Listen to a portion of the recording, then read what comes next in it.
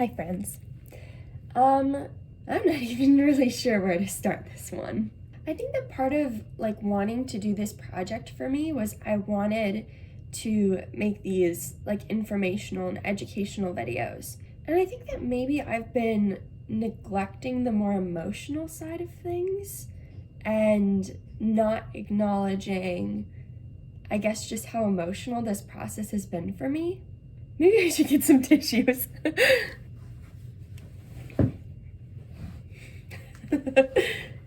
Okay, this is a little tidbit of maybe behind the scenes, but I'm having a really hard time making eye contact with the camera.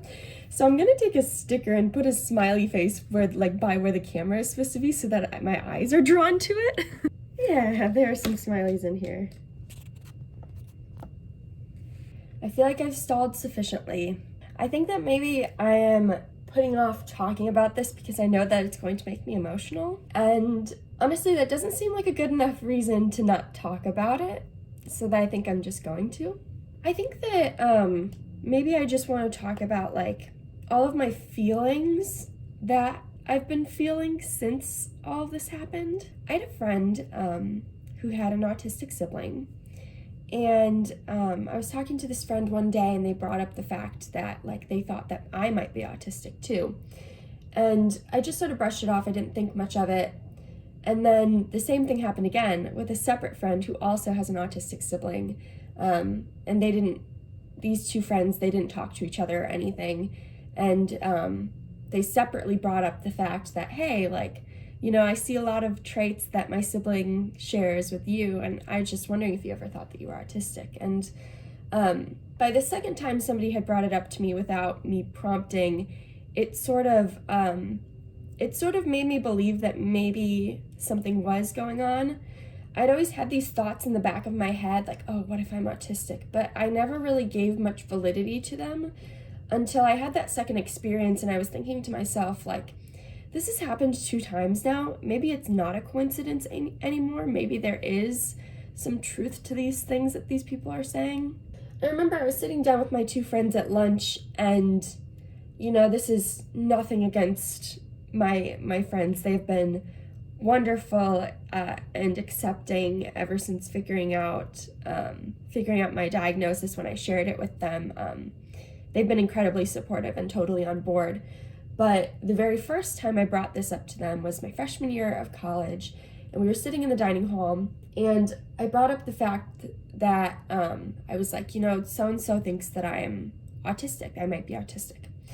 And I remember their reaction being something along the lines of oh, that's a really serious thing to diagnose yourself with, and I don't know how right that is, and I don't know if this person is they were just really doubtful, and they didn't really encourage me to pursue doing anything about it. And so I just sort of, after that conversation, I felt a little bit defeated because I guess maybe I was hoping that they would have said, yes, I see these things in you too, and here's all of the things that you can do to figure out. Instead it was just more of a conversation of I think that it's a bit of a stretch. I think that you're a bit out of the ballpark here with this one. And so that was kind of hard for me to hear. Because of that conversation, it took me a whole nother year in order to actually pursue getting a diagnosis. The second time I started to become really serious about it was around the same time this year, my sophomore year of college. And I had acquired another friend with an autistic sibling. I know, what a coincidence, but I suppose it just speaks to the prevalence of autism, that I've run into so many people who know autistic people. It's just, the more that I researched, and the more that my friends would talk about their siblings, and the more that I looked into it, I would read these journal articles published in journals of medicine talking about autism in females, and I watched YouTube videos about autism in females, and it just sort of got to this point where it was undeniable. I looked at myself in the mirror and I was we can't pretend that this doesn't exist anymore. I'm definitely autistic. And then it sort of became a question of but what am I going to do about it? So I started looking into like getting a diagnosis on my own, and I was reading through these articles online, and they were like, the cost of a diagnosis is multiple thousands of dollars, is not covered by insurance, is this, that, and the other. And it was so overwhelming. So I was talking to my friends, or how did their siblings get diagnoses, and what did they do? Who did they talk to? Do you need to see a psychologist, a psychiatrist, a special autism doctor? I didn't know. I didn't know what I even needed to do. What finally happened is I brought it up to my therapist, and she was able to connect me to a doctor in this area in the Quad Cities that specializes in autism diagnoses. He's a psychologist. That's his professional qualifications. And she said, I will write you a referral letter to him, and you'll be able to get in for some testing. And I thought to myself, by the end of this month, I will know if I'm autistic or not. As sort of a side thing going on, I have multiple disabilities. I deal with mental health issues, and I seek treatment for that. And so one of the things that I do is I take medication, and I was with a provider that was managing my medication that I wasn't super satisfied with, and so I was switching to a new provider to manage my medication. And right before Easter break, I had this appointment with my new medication person. I was talking to this person at the appointment and saying, yeah, I'm pursuing some additional testing for some other things with my therapist, and they've referred me to someone, and just so you know, we're suspecting I might have autism. And by the end of that hour-long conversation with me, this provider had said to me directly, just so you know, I'm writing it down in these notes. I am diagnosing you with autism. And it was just such a shock because I wasn't expecting it. I wasn't expecting my official diagnosis until I sat down and met with the person that my therapist referred me to. And so it came as such a shock. And throughout the entire appointment, it had just been, me sharing these things about my life, and my provider, who has a fiance with autism, was saying, yeah, my fiance does that too. Or she would be sharing something about her fiance, and I would say, oh my gosh, I do the same thing. And it just she sort of said to me, I think that you were right. I think that the person that you were seeing before for medication management wasn't listening to you. And I think that they were diagnosing you with things that you don't have. And I think that what's actually happening here is that you're just autistic. This is the part where I might get emotional. It felt so validating to have spoken with someone and to have them see me. Just to look at me and say, yes, I see you. This is what's going on. There's nothing wrong with you. All of these things that you're so confused about yourself can be explained by this one diagnosis, and it's not anything bad. It's just a normal part of the human experience. You just happen to be one of the individuals that has autism. It was hard because I felt like, I had so many people throughout my life that I was close with, and I sort of thought to myself all of the time, why did nobody see this? How was it not obvious? Because to me, as a person living my internal experience, it was so obvious to me. Once I figured it out, it was undeniable and inarguable, and I knew. And so I was thinking to myself, if it's so obvious to me, why is it not so obvious to other people? My parents, how did they not figure it out? And my teachers, and I could just see all these signs throughout my life, and it just didn't make sense to me that no doctor or no person had ever pointed it out to me before. And that made me sort of doubt the fact that I'm autistic. It made me doubt, well, if nobody noticed it, then maybe it just wasn't there. Maybe I'm making it all up in my head. And then just to have this conversation with this lady, it just made me feel it's not that it wasn't there, it's just that people weren't asking me the right questions. People weren't paying attention to it in the way that they needed to in order for me to get diagnosed. And that was really hard. I was angry for a brief period of time, angry that nobody had figured it out, because it would have made my life so much easier to have accommodations. It would have made my life so much easier to know. I lived and grew up thinking that I was just this like slightly broken person, and that there were things that were wrong with me, that I didn't behave the way that other people did, or I didn't want the things that other people wanted. And I just felt so, like, I thought that it was a failure of my own. And I think that after I got my diagnosis, I realized that it was like my whole life I've not been doing anything wrong. It's just been that I didn't have the understanding of what was going on in my brain in order to have that sympathy and compassion for myself. And now that I have this diagnosis, I was so excited. I was like, I get to tell people now, and I get to feel more validated in my feelings, and now I get to do some more research and like figure out how to make my life a little bit easier, figure out how I'm going to navigate the world. And so I think I told my friends pretty much immediately, and they were also very excited for me and super accepting. And we've just transitioned into this period of like understanding that Anna's autistic and like talking about it and stuff. And with my parents, it was also really difficult. They come from a different generation, and I didn't really know if I was going to tell them or how to tell them, or like I just wasn't sure, because I don't think that they know a lot about autism. I think they probably are pretty misinformed about what it is and what it means. It's not that they don't love me or don't want to accept me. I think that it's probably more just they don't have the knowledge in order to be able to understand. And so that's a lot of burden for one person, for me, to take on like the burden of like making them understand, like trying my best to help them understand me. I still don't really know what to do there. It's still sort of confusing. I did let it slip out a little bit. I was at lunch with my mom and one of our other relatives, and the topic had just come up.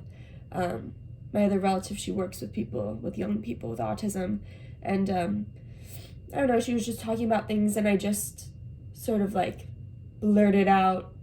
I say blurted out, it makes it sound like it was really loud, just like quietly slipped in there that I got my diagnosis when I was 20, and like I just sort of like slipped it in there. And later, when I was driving in the car with my mom, she said, I think I might have misheard you. I'm not really sure, but I thought that when we were talking with so-and-so that you said that you were autistic. And I just told her, yeah, I got my diagnosis from my provider earlier this week, and I'm looking further into it. I'm going to get a second opinion by the end of the month, and yeah. And I think that was just sort of the end of the conversation. She didn't really say anything else. I don't really know how she feels about it. I'm probably going to have to do some more work to make her understand. It's probably after I get my second assessment done, I'll feel more confident in my ability to tell her. And I think that we'll probably just approach it again then. In terms of my second assessment, it was a really long process. I ignorantly thought that it was going to be easy.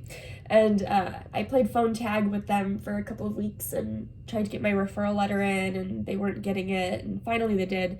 And I got a call from their office, and they said, okay, we've got your referral letter. We're going to get you on the schedule with Dr. So-and-so. And how about middle of July? And I was like, what?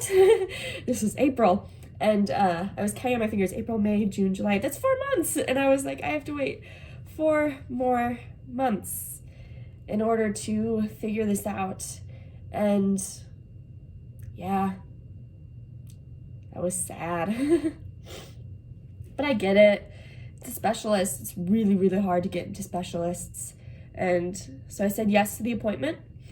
I'm going to be home for the summer. I live about 3 hours away from school, and the doctor is around here in the Quad Cities. And so I'm going to have to make the drive back 3 hours down, probably by myself, in order to go to this appointment.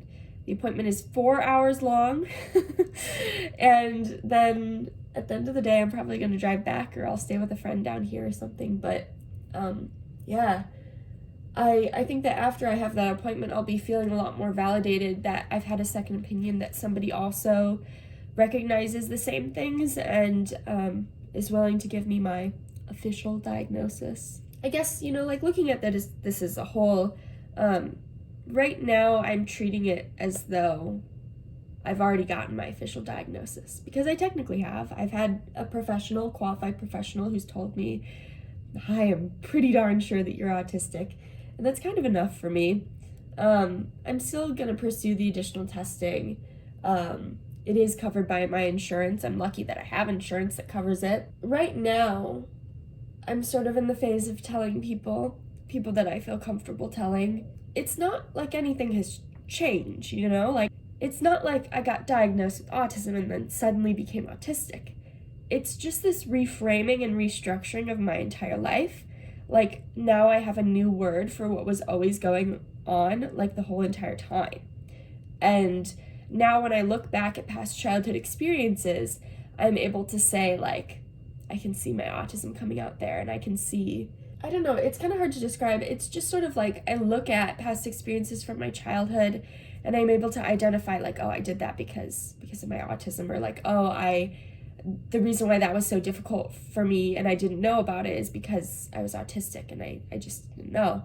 And, I think maybe we also need to be having a conversation about how, like, I'm 20 years old and I'm a female and I didn't get my diagnosis until I was 20 years old. And I think that that's wrong. I think that if I would have spoken to somebody about this in my childhood, if I would have told them about my life, if they would have known to have been looking for it, I think that I would have gotten my diagnosis far earlier, because for me, it's just so clear. Like, I don't know how to explain it except that I just know. Like, you can pinpoint classic signs in me. The fact that I have a sensory processing disorder, that's like just so clear to me. Autism and sensory processing issues, they go hand in hand, and like a lot of the other comorbidities I struggle with as well. And so it's like, for me, it's so obvious, so why was it not obvious to anyone else? And I think it just speaks to the fact that we're not doing a good enough job at diagnosing females. We're not doing a good enough job at diagnosing autistic people in general, but specifically females. There's not enough literature out there in terms of symptoms of autism and the way that it presents in females. There's not enough out there in terms of, how to support or how to identify autistic individuals when they're females. There's not a lot out there for late diagnosis for people like me who wait 20 entire years in order to figure out what's going on. And I just think that, like, I don't know, I'm not sure exactly what we need to be doing about it. All I know is that we need to be doing better. And I don't think that it's fair that kids like me have to go their entire lives thinking that something is wrong with them. I don't think that that's fair. I guess it's hard also to figure out what to do now. Like, yeah, I'm telling people, and I'm doing this project, obviously, and I'm getting another assessment, a second opinion, and then now what? Like, I feel like I found out this big life-changing thing, and now I'm just sort of like, I don't really know what to do with myself now. I think that the answer is maybe spend a lot of time accepting it, spend a lot of time, rethinking about my life and my childhood and things like that. And then also, like, learning how to make accommodations for myself, learning how to make my life easier, accepting my limitations when they're there and when I can, and I don't know, trying to educate people. I feel like if I feel comfortable and safe enough to do so, then I kind of have a right to be an openly autistic person, because I want to sort of debunk a lot of the misconceptions that people have about autism. Lots of people, they wouldn't look at me and they wouldn't think, oh yeah, she's definitely autistic, because it doesn't look like anything in particular. It doesn't, I also just want people to see me for who I am and to be able to understand me a little bit more, and hopefully teach some people that, adults can be autistic too, and girls can be autistic too, and people like me who look like me, they can be autistic. And I think there are a lot of misunderstandings about, like, what it is and what it looks like. And I think that my overall hope is just to, I guess, be a good example. Like, I've lived a very successful life and I've done a lot. I've made it all the way to college and I'm getting a degree to teach in schools, and I'm going to have a very successful career, and I've managed to have friendships and relationships and like do all these things that are very difficult. I've accomplished quite a lot, and autistic people can do really great things too if you give them the right support. And I also have to acknowledge that I have a lot of fears. I am a little bit afraid to tell certain people. I don't want them to think of me differently, in a bad way, differently, I mean. And I don't want them to think that I'm any less intelligent or that I'm any less capable. I don't want them to undermine my accomplishments. I guess I don't want people to look at me and to see the misconceptions that they have about autism. I just want to be seen and understood. And I just want to be seen and understood. That was a lot. I'm not really sure how to end this, but yeah, I'll see you next time. Bye.